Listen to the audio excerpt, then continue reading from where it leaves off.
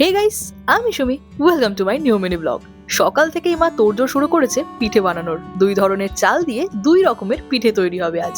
একদম যাকে বলে পিওরলি হাতে তৈরি। আগের বার সাজের পিঠে বানানোর সময় কেনা চালের গুঁড়ো দিয়ে তৈরি করা হয়েছিল পিঠে, কিন্তু মা সেটার মধ্যে সেই স্বাদ ব্যাপারটা খুঁজে পায়নি, তাই নিজের হাতেই সবটা গুছিয়েছে এইবার। এখন যে ব্যাটারটা রেডি করছে মা, এটা হলো সাজের পিঠের জন্য, আর এইটা সরু চাকলির জন্য। আমি যখন ছোট ছিলাম, শীতকালে পৌষ পার্বণ এলেই বাড়িতে এরকম পিঠে হতো। তখন আমি ঠাম্মাকে জিজ্ঞেস করতাম যে পিঠেগুলোর এমন নাম কেন।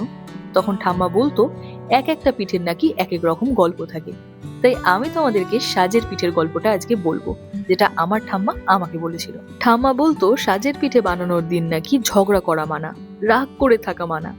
সাজ মানে শুধুই রূপসজ্জা নয়, সাজ মানে ঘর সাজানো, মন সাজানো, গোটা সংসারকে সাজানো। এই পিঠে শুধু খাওয়ার জন্য নয়, এই পিঠে তৈরি হতো সংসারের মঙ্গলের জন্য। তাই এই পিঠের প্রথম পিঠেটা নাকি খাওয়া হতো না, সেটাকে আলাদা করে রেখে দেওয়া হতো তুলসী তলায় বা উনানের পাশে শুভের জন্য। তাই পৌষ মাসে একদিনের জন্য হলেও সাজের পিঠে বানানো চাই। এই সব কথার কোনো বই নেই, কেউ লিখেও রাখেনি, কিন্তু আমরা যারা দিদা ঠাম্মাদের পেয়েছি, আমরা এই গল্পগুলো ছোট থেকে শুনে শুনেই বড় হয়েছি। আর এইগুলো এখন শুধুমাত্র গল্প নয়, এইগুলো এখন স্মৃতি। যাই হোক, শীতটা কিন্তু এবছর বেশ জাঁকিয়েই পড়েছে, আর আমি এখানে এখন ফ্রিজ থেকে নোলেন গুড়ের ক্যানটা বার করছি। মাকে তো একটু হেল্প করতে হবে নাকি, তাই এইসব করেই হেল্প করছি।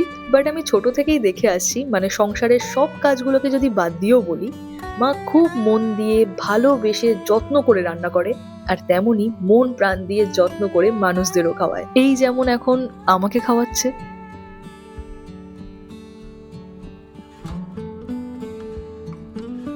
আশা করছি আজকের এই ভিডিওটা তোমাদের ভালো লেগেছে।